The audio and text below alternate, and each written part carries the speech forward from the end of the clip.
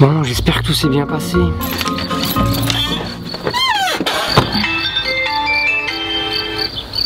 Allô? Allô Pauline? Ouais. Alors c'est bon? On a eu ce contrôle technique? Ben non. Non, pourquoi? Feu avant droit. Non, juste ça? Ben ouais. Oh là, c'est pas vrai.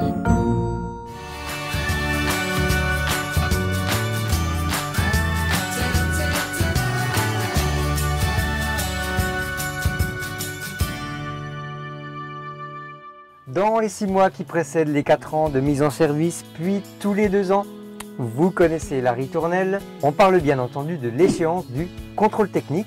Et ce qui nous intéresse surtout aujourd'hui, eh bien, c'est la bonne préparation de votre camping-car en amont afin de réussir votre CT, votre contrôle technique. Oui, depuis le 20 mai 2018, le contrôleur effectue 133 points de contrôle avec 610 défaillances possibles sur 9 fonctions. Identification du véhicule, freinage, direction, visibilité, éclairage, liaison au sol, les essieux, les roues, les pneus, les suspensions, le châssis, les autres matériels, ceinture, airbag et enfin les nuisances. Chaque défaillance est évaluée selon son niveau d'incidence sur la sécurité ou l'environnement. Il peut s'agir de défaillances mineures, 140 constatables, majeures, 341 constatables ou critiques, 129 constatables. Le but est donc de repérer les défaillances qui pourraient se traduire par une contre-visite.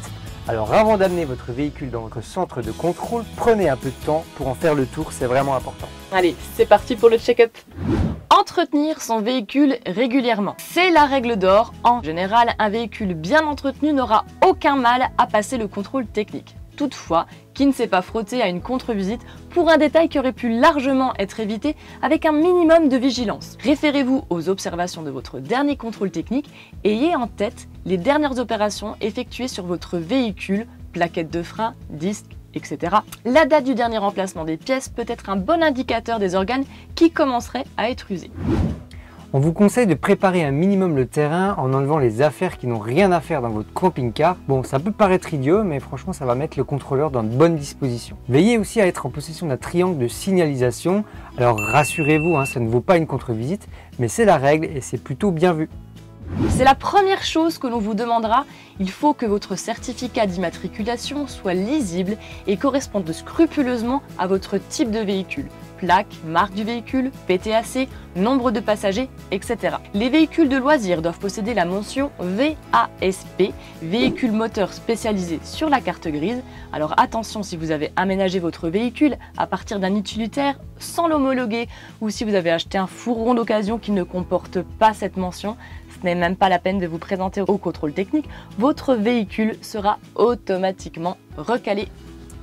Il est facile de repérer des anomalies en restant vigilant lors de la conduite si l'on juge par exemple que le freinage n'est pas assez performant, y compris le frein à main. De même, un sifflement ou un frottement inhabituel pourra vous alerter sur une usure excessive des disques, des plaquettes ou encore des tambours arrière et des garnitures de frein selon les modèles. Alors si vous sentez que vous avez à compenser dans le volant pour conserver une bonne trajectoire et que vous remarquez que vos pneus sont plus usés à l'avant qu'à l'arrière, ou d'un côté ou de l'autre, eh bien faites procéder à un réglage du parallélisme avant le contrôle technique. Alors surveillez aussi le tableau de bord, c'est important, il pourra vous signaler une anomalie comme un problème d'ABS, de niveau d'huile moteur ou un souci sur vos capteurs d'airbag conducteur, voire même passager selon le modèle. Dans l'habitacle, vous pouvez commencer à vérifier tout ce qui concerne votre champ de vision en tant que conducteur, notamment à l'intérieur de la zone balayée par les essuie-glaces. Ces derniers ne doivent pas être défectueux car ça peut valoir une contre-visite, de même qu'une fissure ou une décoloration du pare-brise trop importante. Quant au réservoir de lave-glace, il doit être un peu rempli pour prouver que sa pompe est opérationnelle. Ah oui, veillez aussi à l'état des rétroviseurs extérieurs, ceux-ci ne doivent pas être cassés, ils ne doivent pas être trop instables et le miroir ne doit pas être brisé. Le bon fonctionnement du klaxon est également important car le signal sonore peut être inopérant et on ne s'en rend pas toujours compte. D'ailleurs c'est notre cas, il va falloir vite qu'on s'en occupe. Le contrôleur va vérifier le mouvement relatif entre le volant et la colonne de direction, repérer un éventuel jeu dans les rotules de direction ou de suspension. Il va aussi repérer les mauvaises fixations de certaines pièces, les déformations, les fêlures, les corrosions. N'hésitez donc pas à regarder le dessous de votre véhicule pour repérer les différents éléments qui pourraient être fortement endommagés ou qui présenteraient une usure excessive surtout si vous avez l'habitude de fréquenter des routes salées en hiver. Examinez par exemple l'état du châssis, des essieux, des roues, des pneus et des suspensions. Une roue desserrée, un pneu en mauvaise dimension ou avec une mauvaise pression, un témoin d'usure atteint, un déséquilibre trop important du freinage peuvent être un cas de défaillance majeure ou critique à même de recaler votre camping-car. Rappelez-vous que sur le même essieu, les pneumatiques doivent être de dimension et de marque identiques. Profitez-en pour regarder le dispositif de freinage, l'état des disques et des plaquettes, si les flexibles ne sont pas fissurés et si les câbles actionnant le frein à main ne sont pas rouillés. Faites aussi attention à la fixation du système d'échappement, du silencieux, de la roue de secours si elle est présente. Il ne doit pas y avoir de risque de chute. Observez également l'état du réservoir et des conduites de carburant. Surveillez qu'il n'existe pas de fuite de liquide autre que l'eau susceptible de porter atteinte à l'environnement ou constituant un risque pour la sécurité des autres usagers de la route.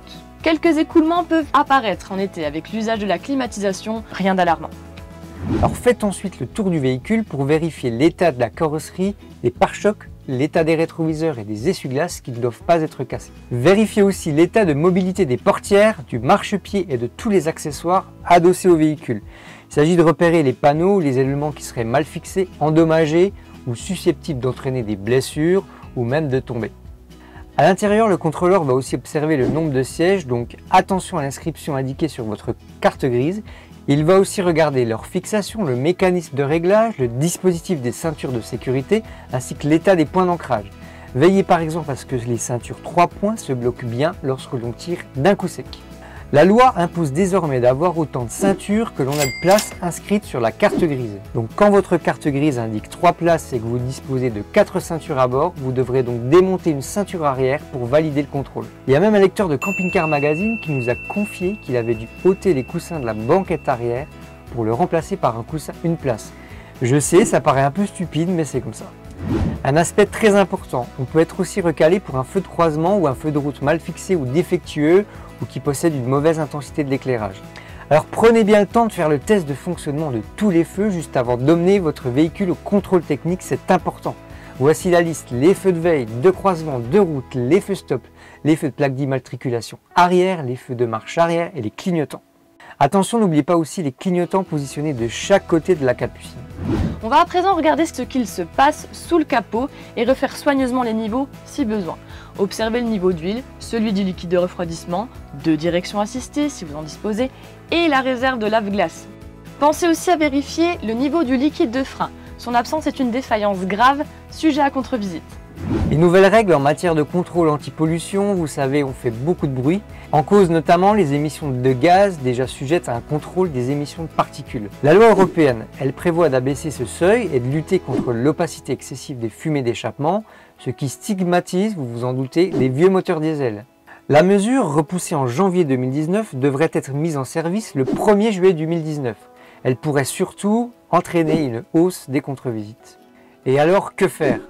Eh bien, si vous avez un doute, pensez effectuer un contrôle de routine auprès de votre garagiste qui pourra détecter les anomalies potentielles générées par l'encrassement du moteur. Il établira un diagnostic des systèmes d'injection, de dépollution, la vanne EGR, du circuit d'admission d'air et de la ligne d'échappement. Le garagiste vous proposera un traitement adapté et d'ailleurs il existe des produits qu'il faut injecter une semaine à l'avance environ pour désencrasser votre moteur. Si vous avez des doutes quant à vos équipements, vous pouvez faire le point en établissement un pré-contrôle technique. Certains garagistes en proposent gratuitement, mais en cas de défaut grave, le devis de réparation peut être assez élevé. Voilà, vous êtes à présent armé pour relever le défi du contrôle technique. Bon, bien sûr, la liste de nos recommandations n'est pas exhaustive. Non, mais avec un bon entretien du véhicule et en suivant ces quelques conseils, le passage du contrôle technique ne devrait être qu'une formalité. Et vous alors, racontez-nous quels ont été vos motifs de contre-visite, quelles sont vos astuces pour bien préparer votre véhicule. Dites-nous tout en commentaire. Et un petit secret, abonnez-vous à nos chaînes, c'est gratuit et en activant la petite cloche, vous recevrez les notifications de nos prochaines vidéos. Bonne chance et bonne route. J'espère que ça va aller. Alors? On l'a eu. On l'a eu.